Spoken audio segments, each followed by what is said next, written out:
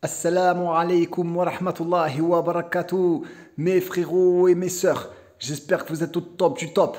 Ça me fait trop plaisir de vous reparler, mes frères. Toujours pareil, hein, je suis trop content, hein, qu'Allah vous préserve. Donc aujourd'hui, dans cette vidéo, les petits tracas des muhajiroun, c'est comme ça, les frérots. Le paradis se mérite. Il faut faire des efforts pour avoir des grosses places, Inch'Allah. Qu'Allah vous mette les plus hautes places au paradis, mes frères et mes sœurs. Qu'Allah il alourdisse votre balance des bonnes actions et qui multiplie les récompenses de vos efforts, de nos efforts à tous. Et oui, donc gros voyage en Italie depuis Alger. Voilà, il faut savoir que non, même pas, depuis Tlemcen, subhanallah, de la frontière marocaine jusqu'à l'Italie. Et ouais, il faut savoir, les frères et les sœurs, que quand vous allez venir en Algérie, pour ceux qui ne connaissent pas, hein, avec une voiture française ou belge ou de Belgique ou quoi, la douane au port, elle va vous donner un TPD. TPD, c'est très important. C'est un titre de passage en douane. Et il est valable 6 mois quand vous venez de France ou d'Europe. Il est valable 6 mois. Et après, si vous n'êtes pas d'Europe, si vous sortez du pays de l'Algérie, il peut être valable 3 mois ou moins. Même j'ai entendu qu'il y en a, ils leur ont donné que 10 jours. Moi, une fois, on a voulu me donner 10 jours. Donc du coup, pour avoir ce TPD, pour pouvoir circuler librement en Algérie avec une voiture française, moi, je devais aller en Tunisie. J'ai fait la frontière tunisienne et ils m'ont donné 6 mois la première fois. Donc moi, je me suis dit, bingo, je vais juste en Tunisie, c'est bon. Donc je l'ai refait et ils m'ont donné 1 mois. Et donc du coup j'ai compris que voilà, la Tunisie, pour moi, ça compte plus, quoi. Ils veulent plus me compter la Tunisie, donc il faut que je sorte la voiture en Europe.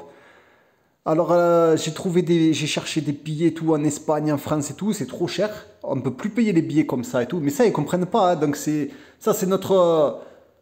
nos efforts à nous, ça. C'est là où vous allez vous sentir étranger. Vous allez vraiment vous sentir étranger. Parce qu'il n'y a personne qui comprend ça. Et on n'est pas beaucoup à le faire. Donc du coup, j'ai trouvé un billet en Italie pas cher, 254 euros, aller-retour, la cabine au retour et les sièges à l'aller. Bah, les sièges à l'aller tendus, hein, mais bon, moi, je suis malin. J'ai pris des couettes, des coussins, j'ai pris le coussin de mon lit et tout. J'ai dormi par terre. Par terre, je me suis fait un méchant lit dans le bateau. Je me suis mis crème saumon. J'étais trop bien. Pour ceux qui veulent savoir, en fait, j'ai fait Alger, Soukahras. Soukahras, je suis allé à la frontière à Jendouba en Tunisie. Jendouba, Tunis. Et Tunis-Palerme. En tout, ça fait 8 postes de douane à traverser. Mes conseils, il faut s'armer de patience, hein. Oh, il faut s'armer de patience. Déjà, le voyage, il est tarpin long. Moi, j'avais pris 2 hôtels. 2 hôtels, mais malgré que tu prennes 2 hôtels, tu es quand même obligé de dormir une nuit dehors. Tu es obligé de rester dehors aussi, beaucoup dehors, parce que ouais, le voyage, c'est 4 jours. 3 ou 4 jours à peu près. Et la voiture, c'est trop long. Moi, je sais qu'en plus dans ma voiture, bon, ça, je le dis pour les frérots, hein, voilà, pour mes frères, la famille, hein, le reste, voilà, ça vous intéresse pas. Mon siège, il se baisse plus. Du coup, j'ai dû dormir, purée, subhanallah. Mais n'empêche, ça fait méditer parce que tu te dis, il y en a, ils sont tétraplégiques et tout, ils font leur vie dans un siège roulant. Et toi, dormir une nuit dans ta voiture avec un siège qui se baisse pas, laisse tomber, c'est dur. Mais bon, tu es tellement fatigué que tu sombres, tu tombes quand même, tu vois. Après le lendemain, fada, je marchais comme un cow-boy. J'avais les jambes éclatées, on aurait dit un cow-boy qui marchait. Après, la douane, faut savoir que les douaniers, ils ont des caractères, hein. Donc moi, j'ai des frères qui ont des gros caractères aussi. Je ne sais pas comment ça doit faire le mélange entre eux. J'espère que ça se passe bien. Mais il faut savoir encore une fois, je répète, il faut s'armer beaucoup de patience. Parce qu'il y a des douaniers, ils sont gentils et tout. Mais dès qu'ils voient une voiture française, ils se disent c'est trop louche. Qu'est-ce qu'une voiture française, elle va en Tunisie comme ça, ou elle traverse la Tunisie, elle va en Italie, ou ils comprennent. Les douaniers, ils sont obligés d'appeler leurs responsables. Donc du coup, pendant les 8 postes de douane, Toi, tu dois attendre. Tu arrives, tu vas à la douane, il y a des gains, tu vois, c'est dans le fin fond de l'Algérie ou le fin fond de la Tunisie.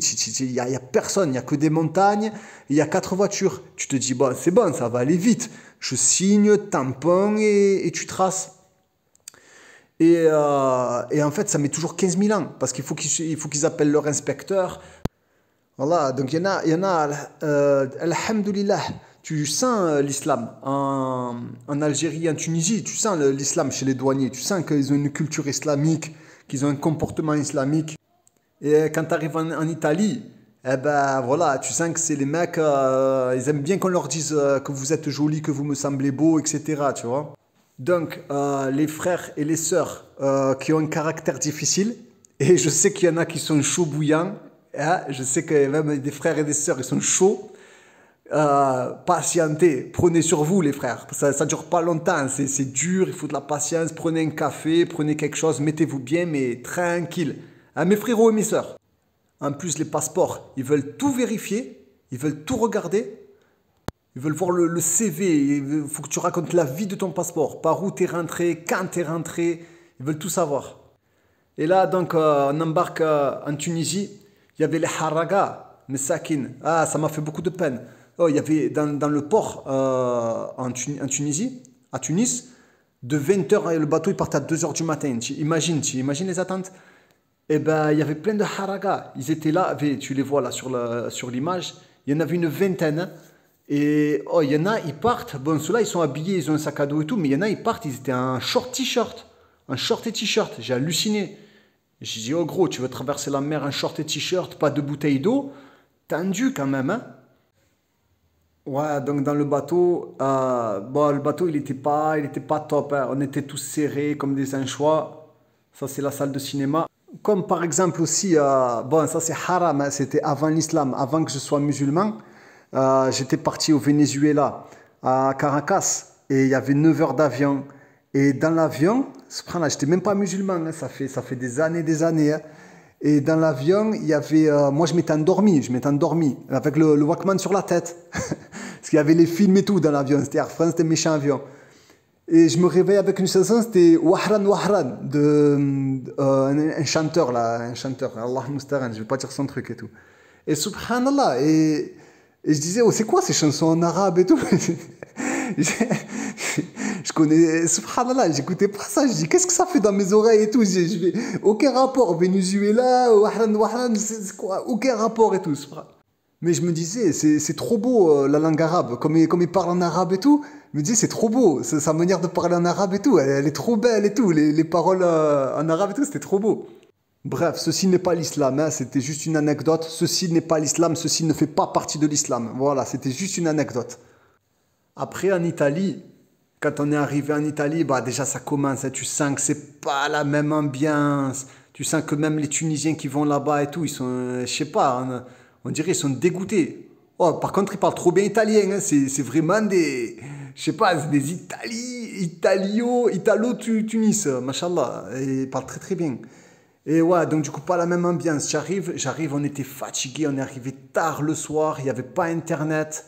Je vais demander aux koufars là-bas, je me rappelais plus comment ils étaient. Enfin, si, je me rappelle, mais bien sûr, ils m'ont tous envoyé bouler. Il y a des gars qui voulaient nous montrer, nous faire un partage de connexion, parce qu'on ne trouvait pas l'hôtel. On tournait à Palerme. On tournait, centre-ville. Voilà, on ne comprenait rien.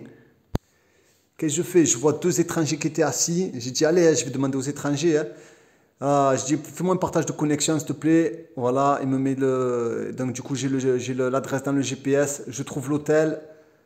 Ben voilà, après en Italie, c'est toujours pareil. Hein. C'est les pays de Koufre. Hein. C'est scandaleux. C'est beau, tout ce que tu veux. C'est magnifique, c'est merveilleux. Que je rentrais dans les magasins, j'étais étonné. J'étais trop étonné. En plus, le magasin, il était éclaté. Pour vous, les Français, c'était un petit magasin. Mais moi, j'arrive, j'ai dit, oh, il y a trop de choix. Comme la fille d'un frère qui était jamais allée en France, quand elle arrivait au rayon bonbons à Carrefour, elle a levé les mains, elle avait Rabbi, ya Rabbi, ya Rabbi, elle a fait des doigts et tout. Non, c'est vrai que ça m'avait choqué et tout. J'ai revu le McDo, voilà, McDo, mais bon, c'est éclaté McDo, mais voilà, hein, on sait, hein, on a tous des faiblesses. Hein. Petit déjeuner à l'hôtel, au milieu des koufars, Ah, franchement, c'est quoi? C'était trop raffiné et tout. Il y avait de la pâtisserie, mais je préférais mille fois Alger. Mille fois, 1 milliard de fois. Il n'y a pas de comparaison. En plus, à 10 heures du matin, ils nous ont mis dehors. Et nous, le bateau, il était à 3h30 du matin. Donc, du coup, on a dû faire une journée dehors, condamné à errer. Centres commerciaux, trouver les toilettes, au milieu des koufars et tout. Ils nous regardaient bizarre. On dirait qu'ils n'ont jamais vu de musulmans. Et moi, j'étais gêné parce que je suis trop habitué maintenant à l'Algérie. Il n'y a personne qui regarde ma femme en Algérie. Quand je marche avec ma femme dehors, tous les frères et tout, ils baissent la tête. Tu vois, comportement, Allah Ibarak. Et tous, hein. C'est-à-dire même le serveur. Il vient pas parler à ta femme, il demande pas à ta femme ce qu'elle veut, il vient te demander à toi, tu vois. Et c'est les gens de la masse et tout. Et ça, c'est Nirma en Algérie. On a une grosse Nirma, nous, en Algérie. Et eux, les vieux là, ils regardaient tous ma femme. Oh, subhanallah, ça me foutait une rage. Oh. Oh, ils étaient tous, je sais pas, qu'est-ce qu'ils avaient à bloquer comme ça. Je sais pas, les frères, franchement, vous êtes physiques. Qu'Allah il nous facilite à tous de quitter définitivement. Mais voilà, il n'y a rien d'acquis. Hein. Il n'y a rien d'acquis. Je me suis fait plaisir. J'ai pris des méchants yaourts à Lidl. Ah, tu sais, le truc où tu as la framboise à part et tu la verses dedans et tout. Mais voilà. Ouais, bon, c'était. T'as pas besoin d'aller en Italie juste pour un yaourt hein, non plus. Hein. Mais vraiment, je me suis rendu compte quand j'étais en Italie, je me suis rendu compte que l'Algérie, ça me manque trop. En fait, je ne pensais pas comme ça, mais en fait, l'Algérie, c'est vraiment chez moi maintenant. Ouais, j'avais qu'une envie, c'était de rentrer en Algérie. C'était de parler à des Algériens, de rester avec les gens du peuple. Même si des fois ils me font serrer, hein. Même si des fois ils me font serrer, ils me font péter les plans. Mais même les douaniers, ils me manquaient, tu sais. Même les douaniers sévères et tout, ils me manquaient en Algérie. J'avais besoin de les voir. J'ai halluciné. Je dis, oh, subhanallah. C'est pas pour vendre ma boutique. Parce que, voilà, de toute façon, je peux pas aller ailleurs. Moi, je suis cuit, je suis bloqué.